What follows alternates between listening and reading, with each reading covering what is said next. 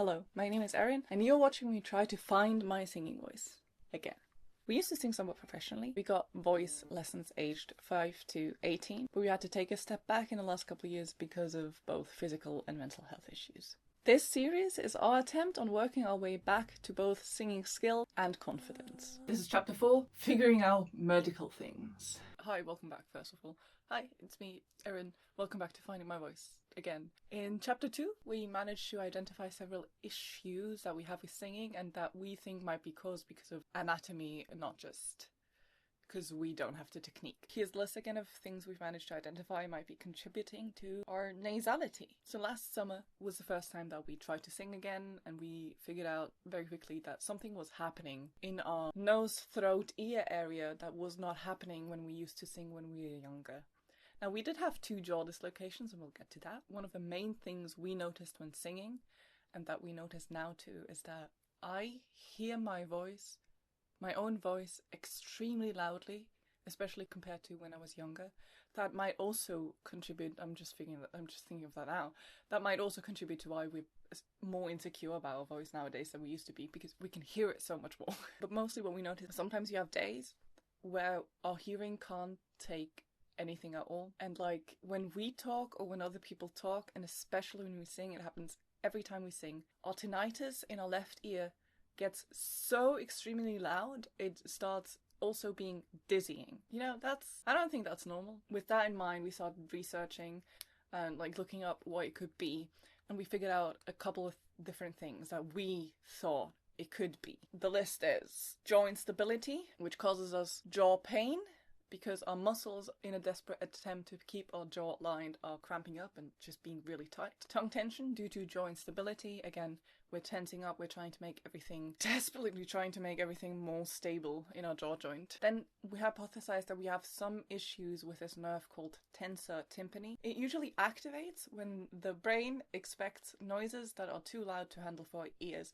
and it kind of puts up a little wall to protect our ears from the sounds, and that's what happens to us when we sing. Things get really loud, sounds like things are being blocked off, and we get really intense tinnitus. The tensor tympani is what we suspected to be causing the dizziness, headaches, and the very loud ringing in our ears when we sing. We hypothesized there to be some kind of issue with our middle ear pressure, which contributes to the ringing, dizziness stuff. And then another issue we hypothesized might be contributing to us struggling with singing is just our chronic fatigue from chronic illnesses. We noticed very quickly that standing for such a prolonged time, 20 minutes, we can't really do that very well anymore, and we had to very much build up our tolerance in standing. So those are the medical reasons that we hypothesized. We then went to our GP, described all of these things to him, then also told him about the time where one of the first remedies that everybody suggests is to start doing nasal rinses with saline. And we did that. We immediately bought a pot and started doing nasal rinses. And the thing is, we did them for a couple days in a row, and then one day we did it and there was a loud pop in our right ear and a lot of pain with it, and suddenly for 10 seconds we had surround sound again, and that was glorious. And that was the moment we were like, oh fuck, no, there's something really really wrong with pressure issues, because that to us very much signified a pressure change in our middle ear that we can't somehow control anymore. So we told our doctor about that, and he was like, off to the ENT you go. Got there, I think late September, early October. We told him about our issues and that we think that it might be our eustachian tube that's struggling. He put a camera up our nose. We did some tests. We did some hearing tests and breathing tests and stuff. He gave us his opinion. We got home. We had a little shutdown. We recovered.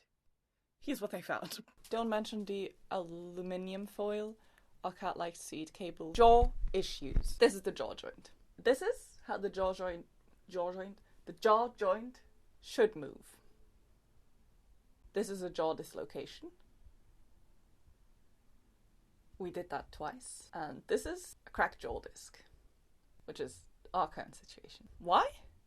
This is connective tissue. This is a metaphor for healthy connective tissue. This is a metaphor for my connective tissue. What holds the temporomandibular joint in place? That's right, spaghetti. Why is my pasta cooked? It's because of these men. I was diagnosed with hypermobility Ehlers-Danlos syndrome, and what that is the connective tissue in my body is just fucked up. It doesn't want to be as springy and like flexible and good as normal connective tissue should be. EDS is a connective tissue issue. I trademarked that. I haven't really. I like to say that just a lot of systems in my body are affected by the wonkies. Everything's just a bit wonky. It doesn't want to stay in place. It doesn't want to do things properly the way it should. In a futile effort to get some stability into my wonky jaw, my muscles started tensing up, which is now causing cramps, pain, and, misalignment, because why not? Why not do all of that? Next! Nose issue. This is a nose. Believe it or not, that's a nose. These are sinus cavities. You have a lot of them. This is what my sinus cavities look like. Yeah, they're a bit clogged, man. They're a bit clogged. And they're a bit wonky, they're not straight, they're not even, they're not... Why? Scoliosis, bad genetics, connective tissue issue. A lot of mucus just likes to hang out in my sinus cavities for no reason, really. It's just up there. Obviously it makes it so we can't breathe very well. Apart from, the nose already being wonky, it's also filled with mucus. There's always a good backup of mucus in our sinus cavities, and that's the space where singing sound should resonate. So it makes sense that we feel that our voice sounds so nasal because it can't resonate in the spaces, because there's no space for resonation. There's no space for resonance. Next, this is a eustachian tube. The eustachian tube connects your middle ear to your nose, and it is there to help with pressure equalization. Think going up a mountain. You start getting pressure on your ear, and then you have to do chew and yawn. That is like manipulating pressure inside your middle ear through the eustachian tube, and ours, this is what it's supposed to look like, and this is what ours look like. Again, why? EDS, floppy tissue. You must know, EDS, HSD is a progressive illness. It's going to get worse over time. You can work towards minimizing the amount of damage that happens in your body. Connective tissue just is not made the way it should be.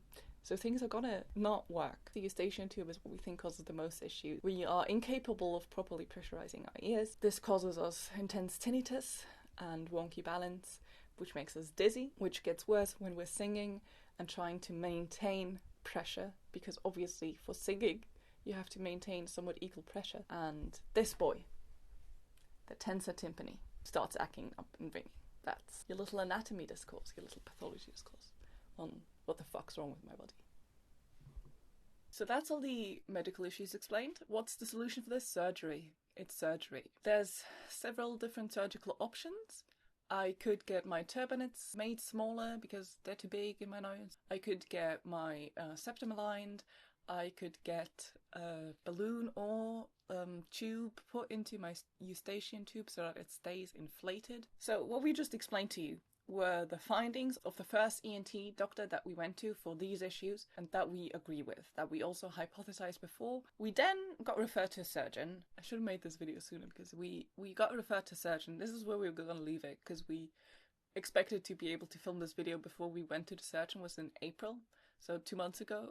Bro, I'm back from the doctor's appointment once again. When we went to the surgeon, we want images done of our nose, ear, throat situation. And when we were referred to the surgeon and walked into the surgeon's office, the first order of day was doing some breathing tests where they put a machine on me and I had to breathe through my nose, and we determined that I can't fucking breathe through my right nostril. It's not possible.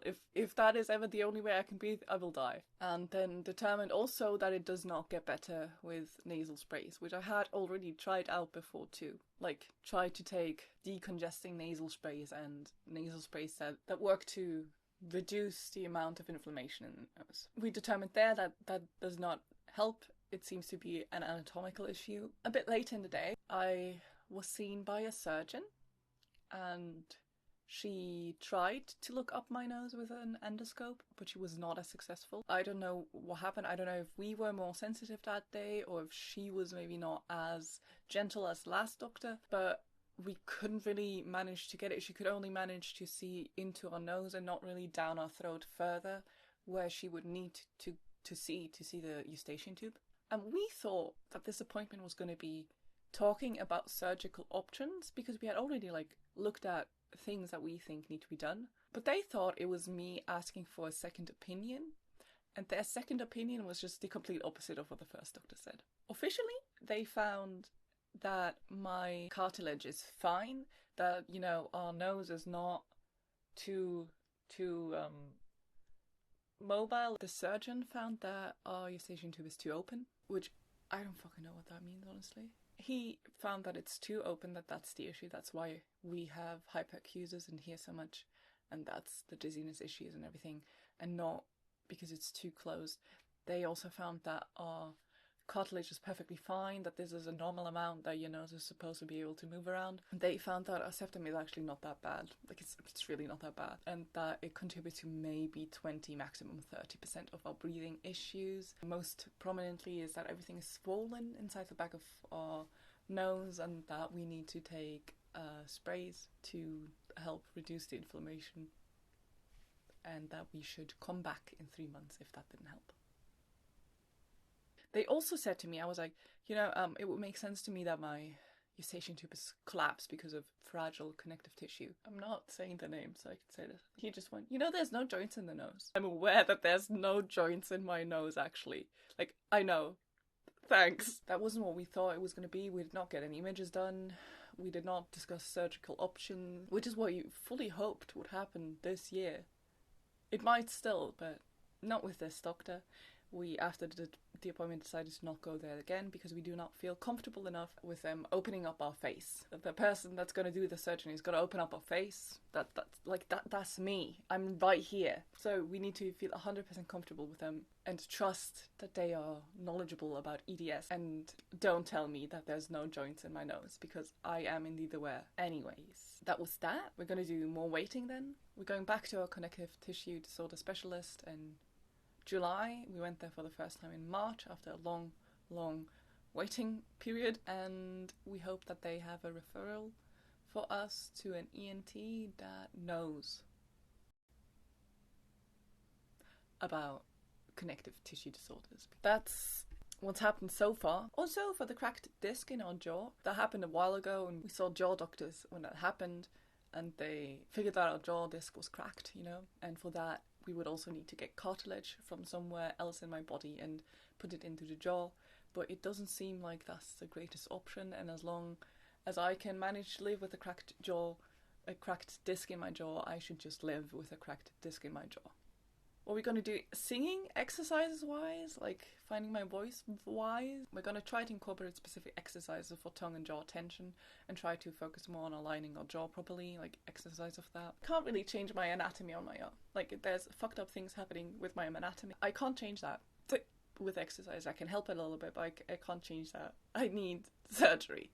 And yeah, a speech pathologist or singing coach would probably be able to help with some of these things too, because, you know, they know how to hold all the things properly, do the muscles and stuff, do the muscle. But that is a cost that we currently can't afford. So maybe in the future it would be good, helpful probably, but at the moment, no.